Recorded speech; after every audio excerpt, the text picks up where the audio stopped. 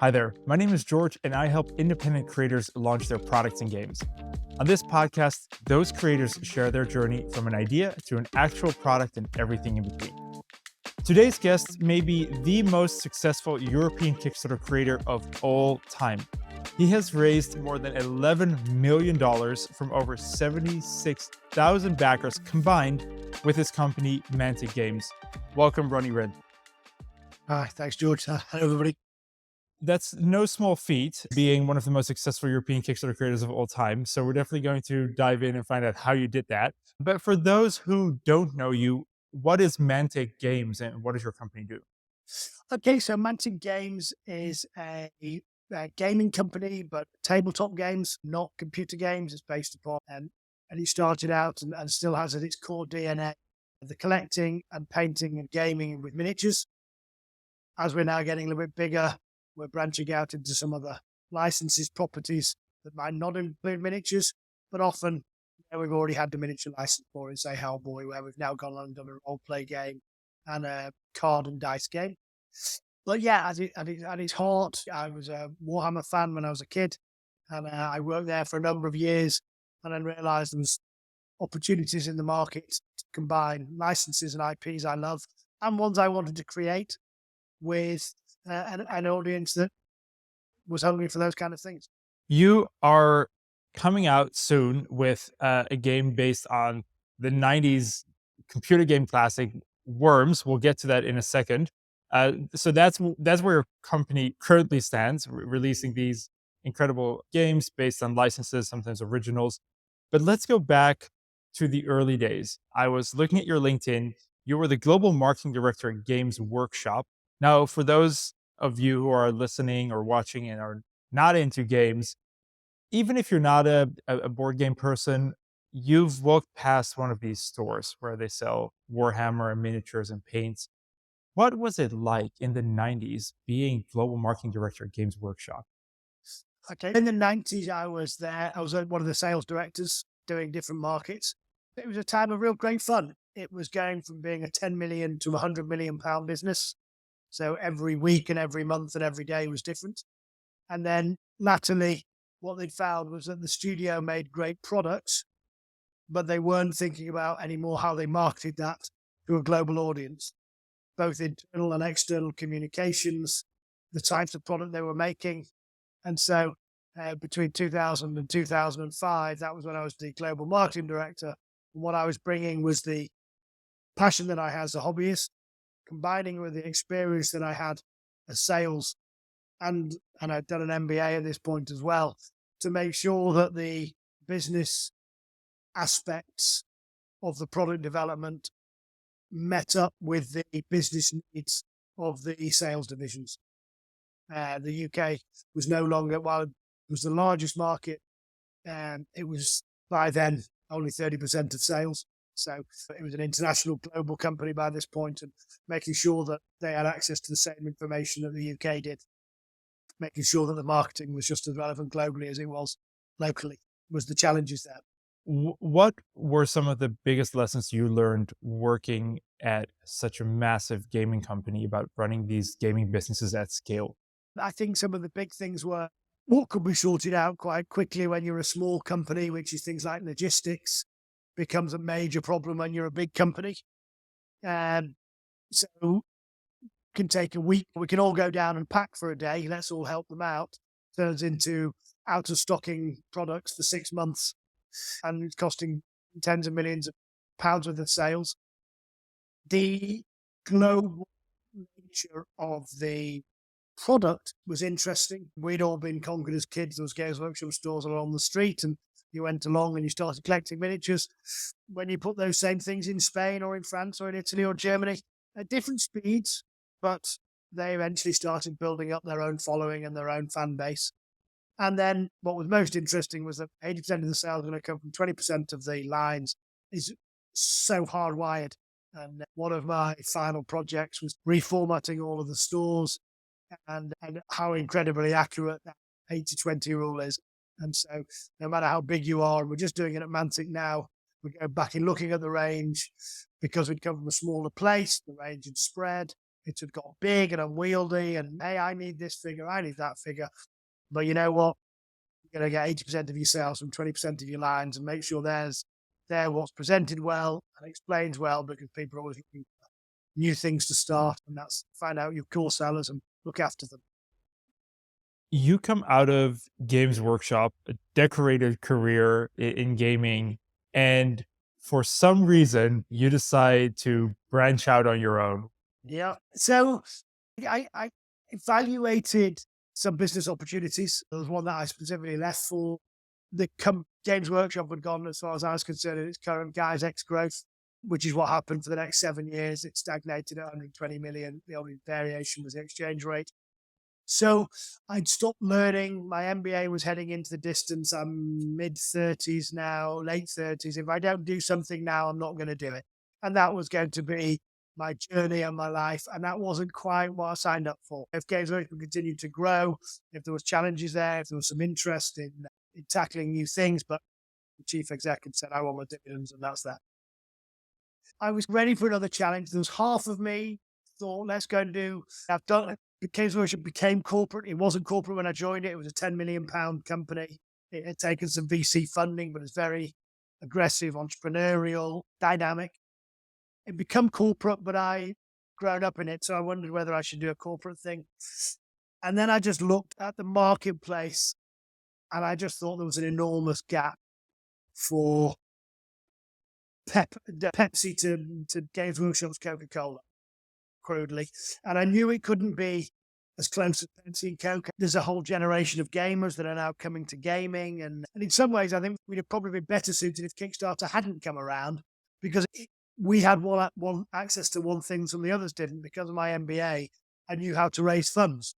And so we were quite a well-funded company. And so probably could have scaled up. But actually, Kickstarter's given access to everybody for funding. But I saw a market opportunity. I thought, if I don't try it now, I'm never going to try it. And so let's have a go at it. And that's what we did. I probably would do a lot of things very differently. I'd done a course on my MBA at London Business School, talking about how you fund a startup company and this, that, and the other. And I broke every single rule, every single thing that they told me not to do. I did, and I did wrong, and they were right. Do your studies, kids, and listen to your teachers. But I saw an opportunity. I thought, if I don't do it, I never will. I assume that in your MBA, they did not go to extreme lengths to talk about how Kickstarter works and how crowdfunding works. When I did it, it didn't exist. The only funding you could get was equity funding, and it was angel investing. Banks weren't interested in 2008, 2009 too. So there was nobody playing nicely with loans or debts or anything like that. Money was very hard to come by. One of the things I'd left for was to look at buying a business, and we'd raised the equity a couple of times, but we couldn't get the debt funding to do that. So it was a very difficult time in terms of raising funds. There was no Kickstarter. There was no product crowdfunding. It was only equity. And it was pre-Crowdcube. So even those crowdfunding sites didn't exist. And what made you decide, when Kickstarter came around, what made you decide to then go ahead and use Kickstarter, this nascent technology at the time? We tried a few products, started to find out which ones were working. And I actually had a game coming out called Dreadball.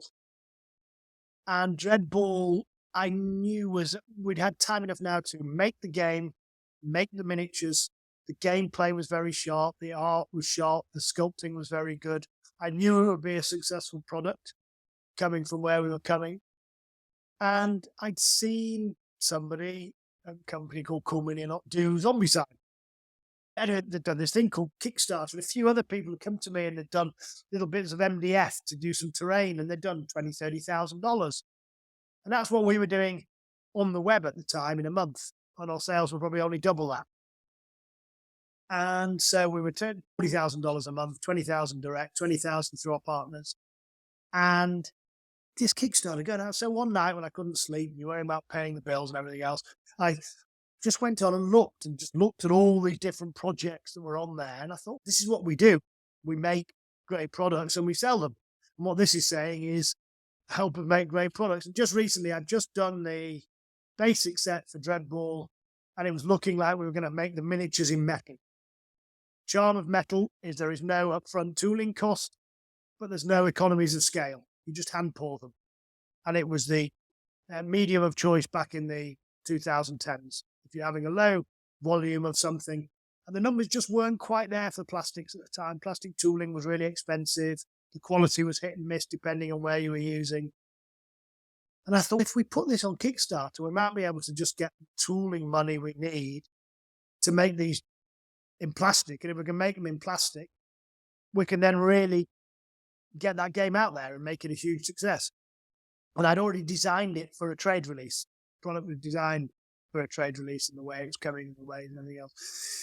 So we were just about to bring our Kings of War product to market, which was our kind of core war game. And we just were about to send it off to print. I thought, I'll tell you what, I'm going to put that up first, see what that does, and then I can learn my lessons, or if not, for Dreadball, because I think Dreadball could be really successful on Kickstarter. And therein the problems begin, because, as I said, we were doing $20,000 on web a month, and I thought we would maybe do $20,000 or $40,000 on Kings of War, and we did $350,000 on Kings of War. So the good news is all of this cash started coming in, and that was great. The bad news was, of course, we now made a load of promises that we hadn't really planned on fulfilling. We didn't know how we were going to fulfill them and what the problems were. And we were only 8 weeks away from doing it again with Dreadball. And boom. So we went back with Dreadball 3 months later, because that was all designed and ready. And that did $750,000. So now we've got 2 big projects to deliver. We've got all this cash coming in. We've got a relatively small team, so that's nice. And probably the right size team for a project of that size. But we're now on the back of the horses running at full pelt, and we've got to start delivering and making and getting on with it. It was hugely exciting. We were absolutely at the cutting edge. Kickstarter's not very old at this point. I think we're talking 2012 maybe. So I don't know how old it is. We were early on in the cycle. And it was a wild, crazy 3-year ride from putting it on there, getting the fans to talk to us. We were always community-led. We'd always given our rules away free. We'd always ask for input, to suddenly going from, doubling, tripling overnight, and then having to deliver that. And that was where we delivered it. But boy, oh boy, did the shipping companies do well out of it. Boy, oh boy, did the tooling companies do well out of it. Sales is vanity, profit is sanity, and cash is reality. We had 3 years of vanity, and we were there, and we were big. Profit, we were just about sane. But all of a sudden, 3 years in, we realized that the cash situation was going to be a thing that really needed managing very seriously. And that catches out and has caught out a number of the other. Yet you then proceed to do it all over again, not once, not twice, but about 20 odd more campaigns. So something must have been working for you. Yeah, I think the first 6 or 7 were that wild ride. And what I then realized was that we didn't have a sustainable business model. We either needed a team of 4 people and a large group of freelancers, and we outsourced everything, or we were going to go back to our long-term roots of building a sustainable month in, month out global hobby that people picked up and bought and painted. And Kickstarter was going to be either a way of getting us the marketing and the kickstart we needed for projects, or it was going to probably be a successful marketing tool for certain projects. But what it was not going to be was the lifeblood of the company. And the problem was we were getting to a size that 2 bad Kickstarters and we'd be bust. And there's a number of companies, big and high profile ones, that have got into that invidious position where the next Kickstarter needs to be big in order to pay for the last one, because they're slightly overinvested. It's very easy to run with higher overheads, and you have to be very careful that you've not got carries and that you're looking at each project and each year as it's going to be, not as you want it to be. And the most dangerous words of all, you've not got a hopeful business plan. Yeah. Yeah. So it doesn't inadvertently turn into a pyramid scheme of your own making that you need to continue filling. And we've seen a number of those. And it was when I realized that we were depreciating our tools over 4 years, because that was standard. We'd actually speeded it up. When we first set up, it was 8 years, because hobbies sell over time. But we'd depreciate them over 4 years. Some of these tools we were running once. The Kickstarter was the sales. We ran them for that. We ran them for the trade launch, particularly board games, and that's it. So it's not a 4-year asset. It's a 1-year asset. What does that mean for your cash?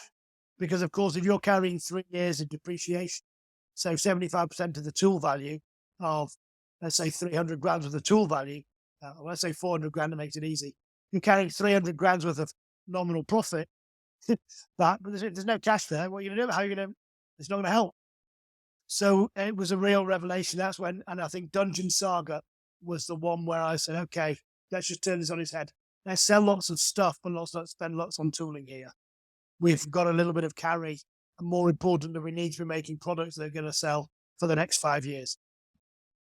And Dungeon Saga was that product that had a great Kickstarter, superb Kickstarter, but it went on to be translated into French, German, Spanish. It sold for the next, well, we literally did the last print run last year when we've decided to upgrade it and update it and to bring it back afresh. But it went on and had 8 or 9 UK English language print runs and 3 foreign language print runs. So we were now starting to put products into the market we're going to sell sustainably. So is that your secret to profitability? You release a game, you have the tooling costs, and that's that. But by translating it, bring it into other markets, your tooling costs aren't going to change, but you can continue to generate revenue from that game.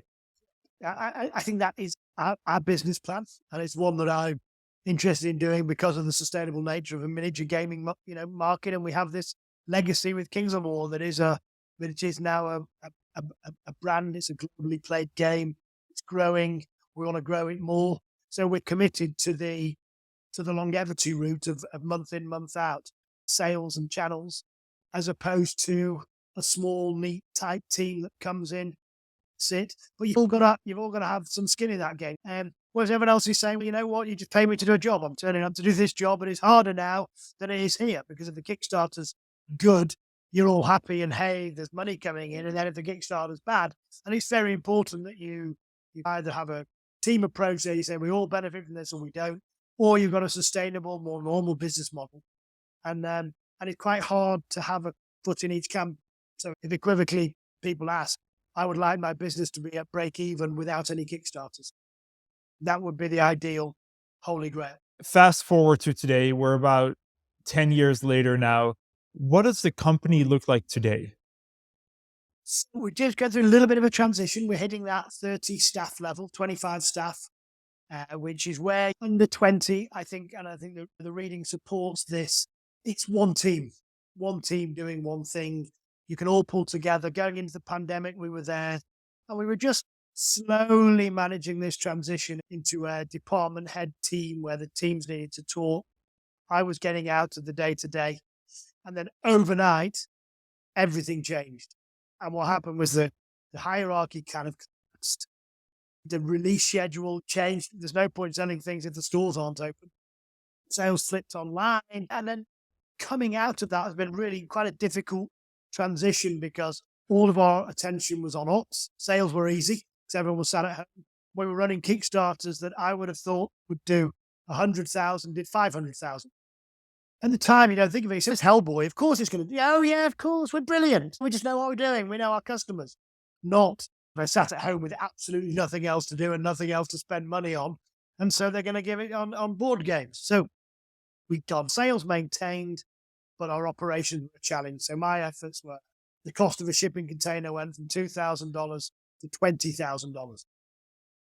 So something you'd forecast cost 10 times, and that's one of the significant inputs into your project, particularly at the end of the project when you spent all the money on the tooling and buying the products. You need that money then to ship it out. So we're now 30. We've got a US sales team. We've got a UK and European sales team. We've got a marketing team, including a full-time Kickstarter manager, who can then, because there's the logistics of a campaign, you've got building the crowd before, getting the assets ready, making sure that operations are new. When we're designing a game, things get dropped, they get added, they get changed, they get tweaked. If you put a picture up of something that got dropped 2 iterations ago, and everyone's then expecting that in the Kickstarter, it's uncomfortable. So you've got to be on top of it. After the campaign, pledge managers. Okay, we know you've given us $100. We know your name is George. We know your email. That's it. What do you want your $100? Where do you live? What tax are we going to pay for you? Do you want to add anything else to it? You need to pay for your shipping. That's different for everybody. So there's a whole load of logistics in, logistics out. Having those done, marketing team then can concentrate on whatever is that month's hot release, of which only 3 times a year will it be a Kickstarter. So yeah, we're all talking about Worms. Worms is dominating the story. But next month, we've got the biggest Kings of War tournament the world's ever seen. We're going to have 150 crazy guys in Nottingham playing with thousands and thousands of little plastic and resin men, spent all year painting them and building them and playing them. They're going to be playing 5 games over a weekend, probably drinking some beer. And we've got an advent calendar coming out that's going to be the first ever miniatures gaming advent calendar designed for Dungeons and Dragons, harking back to our own hobbies. And it builds into a barroom brawl game. So you've got your dwarf and your elf and your ranger having a fight in a bar, trying to get beers back to their tables. So we've got some really fun things coming up, and they're just coming up one after the other. A large 16,000 square foot warehouse with a full-time team in there, casting resin, packing boxes, shipping products. So we're at that kind of interesting stage where if we can just kick on a little bit, we're at that 30, hopefully going on to 40, 50 staff. I'd like to keep the team as small as possible, as tight as possible. That's the payroll to make every month. We're making that dependent on the next Kickstarter. So you said casting resin. So you make your miniatures in-house? So we originally started as a plastic company and then realized that we needed a wider range faster. So we started making metal. Overnight realized that we were a very small plastic company and already quite a large metal one. Put resin and metal in Kickstarters. And the joy of it is you get them 12 months to make it. So you just schedule it. And then when there was a gap, we could release something else. And then during lockdown, everybody finished their armies. Everybody started buying those models that always wanted. So we had 2 teams working 16 hours a day, hand casting resin, packing it up, adding the plastic into the boxes and doing all of this. And yeah, so metal became resin. It's just a better material to work in. It's more detailed. It's lighter. So it transitioned over. We're now managing finally. We've done some Kickstarters and not put any resin in it. We're winding that back down because we're a plastics company, really. We want to be making them in a sustainable way. But yeah, we do everything, which drives everybody because, of course, it's very complicated. And if just one piece is missing, we have to go and send it back out to everybody and ship it out all around the world to get that piece fixed. That has always seemed to me like a really big financial risk in game Kickstarters, because sometimes you see in the comments folks saying, I'm missing this piece or I'm missing this one miniature. And just the shipping costs alone of replacing one piece probably diminishes the profit on that entire order. If you have a single Kickstarter wrong, it probably goes, if you've got your numbers profitable, to break even. So it's that dramatic because getting it, packing it, picking it, finding it, shipping it, it's difficult. If you have a systemic error, you're in very serious. And the one thing that I talk to the team about is checking and checking and checking before it comes out of China, checking before it arrives, checking it once it arrives. And they all look at you like you're an idiot. And we probably had 6 systemic errors, and those have all been the most financially painful things to fix. Often, if you've got good suppliers or good partners, they will share some of the pain, but the best you're going to get is they're going to share it. They will reprint that thing that has the page upside down, but you're going to have to ship it. You're going to have to then ship it out to customers. And that's when you have to go along and say, I'm not shipping this to you until I've got this replacement part because I can't afford to send 2,000 copies of the game and everything else and all of it with it, and then 2,000. And in the early days when we were running too fast, we weren't able to slow the machine down sufficiently to say, we're going to hold the Kickstarter, we're going to hold the trade release, and we're going to... So it was great fun, it was exciting, but it was draining, it was hard work. And challenge for me is to make sure that we are, as an organization, doing everything perfectly, first time, in a sensible time frame. So let's talk about IP. You have some amazing licenses. This is core to your business. You've done Hellboy. You're coming out with Worms. when you were still an itty bitty baby company, now it must be easier. How do you go about acquiring that IP? Partly why I designed our own IPs first was to ensure we had the infrastructure to deliver when we were making promises to bigger companies. We had tooling manufacturing, we had sales channels, we had routes to market and a sales team. All of those things were already underway.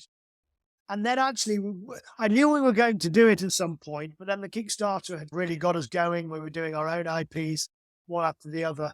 And then someone at Tots called me and said, "Do you want to have Mars Attacks?" And I was like, "Oh, yeah, that's fun. Let's do that." And I thought it'd be a great way, because it wasn't particularly big license at the time. I thought it'd be a great way for the team to start interacting with licensors, because that's a whole new management skill.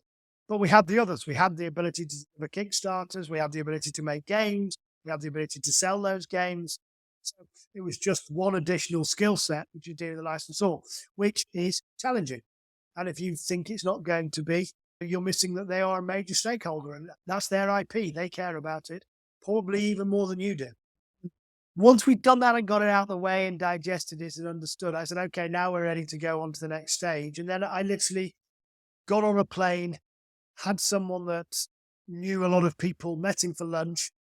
At the end of the lunchtime, he'd given me a number of phone calls. And I started making some phone calls from LA, got over and met a guy called Sean Kirkham, who was at Skybound at the time, that had the Walking Dead license. He'd been a Warhammer player when he was a kid.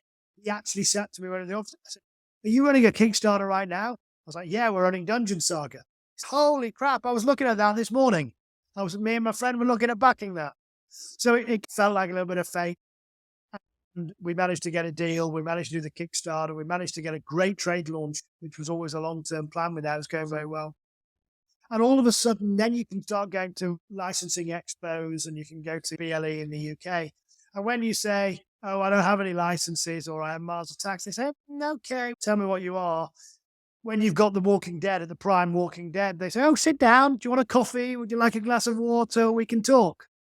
So, what we're going to say, the first one is the most important one. Getting one that has some kind of license to allow you to get in the room, be taken credibly, or to have a very thorough plan.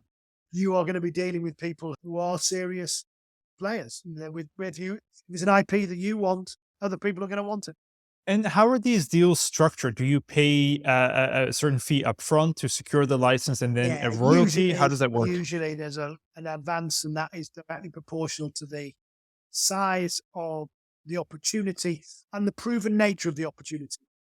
So I think if you're turning up to do duvets and pajamas on a massive children's global license, it's probably impossible because it's already gone. And your Primark will have Ben 10 pajamas and t-shirts. And so, whereas if you're asking them to do something that's cutting edge or novel or something that may be of interest to them, then there's a slightly different opportunity. But yeah, it's a contractual negotiation. It's lawyers, checks, and all those kind of things that you'd expect to be able to make sure it's going to work. You've done this successfully multiple times. You're coming out with another licensed game, which is Worms, which we'll talk about in a minute. So for you, it has worked out. But would you recommend this to beginning creators or people thinking about their first campaign and then thinking about doing it with a license? It perhaps depends on your background, but the ones I've seen being successful, if you need to prove your product concept, I'd probably try and make sure that's proven before you start bolting it onto a licensed property. If you're a games writer and you've never written a game before and you're going to come out with a game straight off the bat with someone else's property, okay, I'd say that's quite brave, possibly. It's a very good question. It's danger of, I don't want to generalize, but I think you have to be very conscious of the unknowns, the unknown unknowns. And if you promised something, and I've seen many Kickstarters, good products, get in trouble from the contracts. I remember one where they'd agreed that they were going to pay X royalties every quarter. He did the Kickstarter and then said, great, I could pay you all year in one go. And they said, if you pay that in one go, that just goes against that. I want the same check next quarter. He said, okay, I'll deliver the Kickstarter in 4 waves, one every quarter, because they weren't prepared to negotiate. He just said, okay, I'm going to game the system now. What that did was drive the backers absolutely crazy. But the financial implications of not being able to game the system was so severe for him that he would be bankrupt because he wouldn't be able to meet the future payments because the contract said 4 quarters of X and they wouldn't change the terms. So he said, okay, well, so, you've got to be very careful there that there's a clause in that contract that won't be negotiated away. It is a fast route to get yourself noticed and get up there, but you've got to be careful that you're not just dealing with your own unknowns, you're dealing with theirs. Yeah, it could be to get yourself known really fast, for better or worse. Yes, correct. You're taking an additional set of risks that comes with it huge opportunities. If you've got something innovative and clever, particularly if it's around the IP, and I think backers are reasonable. If you know what you're doing, what's the tooling cost? What's the production costs? What's the shipping costs? How may they change? What extra support are you going to need? And my other word of advice is I pay so I can't recognize the sales until I ship it. When I ship the Kickstarter, I recognize the sales. That's what's gone out the door. That's what I report to the taxman. Now, the taxman, being very nice, takes the 20% VAT straight away. He doesn't mess around. He doesn't wait. He says, I'll have the cash up front, and when you finally ship it, we can deal with the numbers. But I also pay my licensors at that point as well. When I've done the Kickstarter, I get % of their 10% or whatever their royalty fee is. I get there and I give them a big slug of it and say, listen, this is your money. And now in the time you couldn't get any interest in your bank account. So now it's quite nice to have it in our own bank account. But at the time I would hand it over and say, look, there it is. That's yours. This money is the money I've got to deliver this project with. And there's a number of licensors that have never been paid their royalties on Kickstarters. Good words of advice. Let's look at one of the most exciting licenses coming to board games in a while. You are releasing Worms. Tell us and show us everything you're willing to share and show. Okay, great. So I'm just on the Mantic page here. Can I show you my page? Yes, there we go. Yes. Okay, so here we are. I'm just showing off now the Worms, the board game update, 4th of August. So this is us and Team 17 designed the Worms game. You can see a worm down there.